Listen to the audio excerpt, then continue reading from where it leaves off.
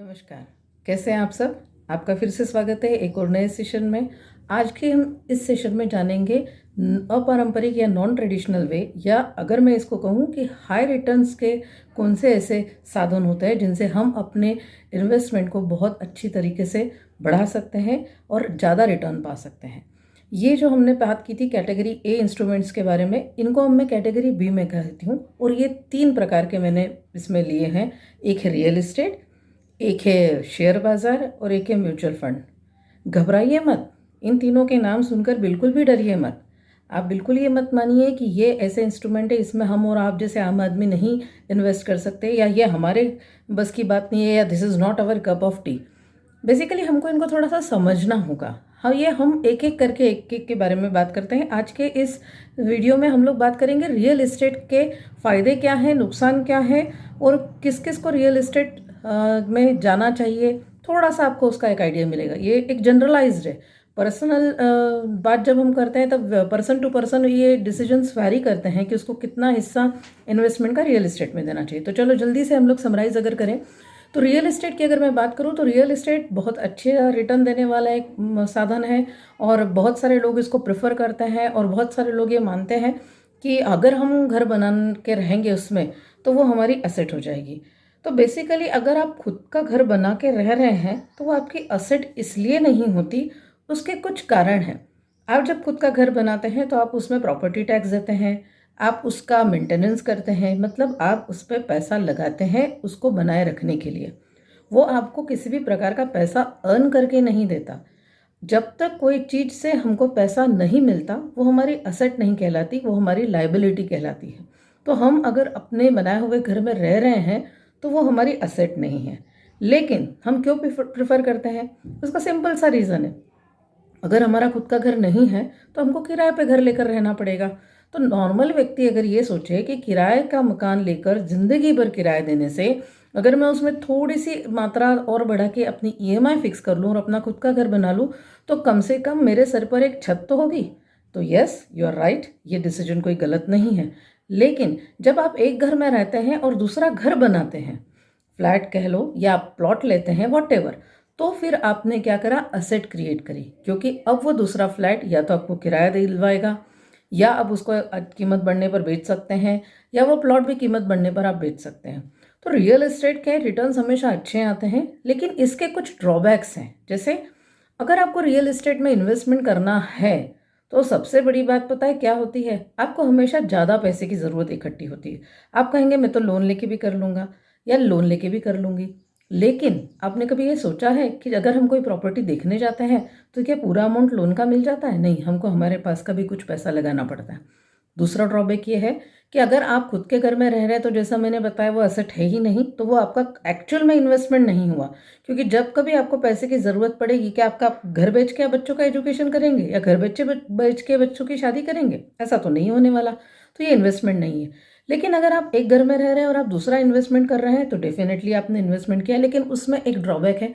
Suppose आपने flat ले लिया या प्लॉट ले लिया, लोगों के कहने पे लोग ऐसा बहुत सारा इन्वेस्टमेंट कर लेते हैं। अब भैया आपको बच्चों के एजुकेशन के लिए 10 लाख रुपए की ज़रूरत है और आपके प्लॉट की कीमत 30 लाख रुपए है। तो क्या टुकड़ा बेचेंगे? क्या फ्लैट का कोई हिस्सा बेचेंगे? नहीं ना। सपोज आपने सोचा कि मैं 30 लाख अगर नहीं इकट्ठा ही बेचना पड़ेगा, मैंने बेच दिया, 10 लाख में मैं एजुकेशन कंप्लीट कर लूँगी और बचे हुए पैसे को मैं फिर से री इन्वेस्ट कर लूँगी। तो आपको ये पता है कि उसमें भी कैपिटल गेन लगता है। कैपिटल गेन अगर लगने के बाद आपको हो सकता है कुछ पैसा आपको कैपिटल बॉन्ड्स में रखना पड़े। ये सब चीज़ें क्या हैं ये मैं आपको बाद में डिस्कस करूँगी। लेकिन आपको पैसा हो सकता है कि आप पैसा इन्वेस्ट करना चाहते थे बचा हुआ बहुत हाई रिटर्न पे, पर आपका टैक्स बचाने के लिए आपको 5% या 5.5% पर ही पैसा रखना पड़ा। और फिर अगेन जैसा कि मैंने कैटेगरी ए में बात करी थी कि अगर आप 5% और 5.5% इंटरेस्ट पे पैसा रख रहे हैं तो पैसा बढ़ का रहा है, वो तो महंगाई के भी बराबरी नहीं कर पा रहा है। दूसरी बात, अगर टुकड़ों में नहीं बेच सकते तो फिर ऐसे इन्वेस्टमेंट्स का फ़ायदा ही क्या है जो आपको समय पर काम ना आ सके।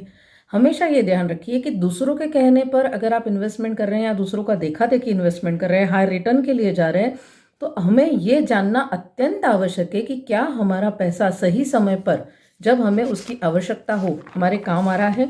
क्या हम उसको उपयोग में ला पा रहे हैं? अगर हम हमारे पैसे को सही समय पर उपयोग में ही नहीं ला पाएंगे, मान लीजिए आपके पास बहुत सारा पैसा प्लॉट में आपने डाल के रखा है और आपको अचानक पैसे की ज़रूरत पड़ गई एजुकेशन के लिए या शादी के लिए, या कोई ऐसा हो गया कि किसी को आपको परिवार के सदस्य को मदद करनी है। कई बार रियल एस्टेट में ये चैलेंज भी आता है कि जब आपको बेचना हो उस समय वो प्रॉपर्टी नहीं बिकती, यानी आपके पास अच्छा खासा पैसा होते हुए भी आपका पैसा कई बार आपके लिए काम नहीं कर पाता। तो हमें रियल एस्टेट से दूर नहीं भागना चाहिए, लेकिन सबकी देखा देखी हम भी प्लॉट लेकर पटक दे, हम भी फ्लैट ले ले, ये काम नहीं करना चाहिए। हर एक की फाइनेंशियल नीड अलग अलग होती है, हर एक का फाइनेंशियल प्लानिंग अलग अलग होता है। व्यक्ति ने अपने परिवार की ज़रूरतों के हिसाब से, उसके साइज़ के हिसाब से और रहन सहन के हिसाब से, हर एक का रहन सहन भी एक जैसा नहीं होता, उसके हिसाब से हमेशा इस प्रकार के इन्वेस्टमेंट चूज़ करने चाहिए। और इसी के लिए हम फाइनेंशियल प्लानिंग की बात करते हैं और यहीं पर भूमिका आती है फाइनेंशियल प्लानर की।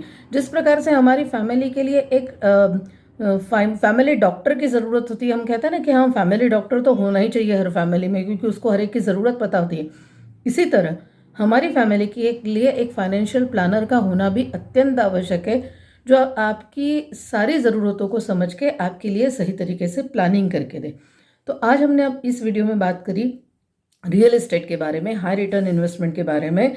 तो ये investment is a good thing, but it is not for everybody. हमको इसको चूज़ करना पड़ेगा कि कितना परसेंट, कितना हिस्सा हमारा इन्वेस्टमेंट का इस सेक्शन में जाना चाहिए।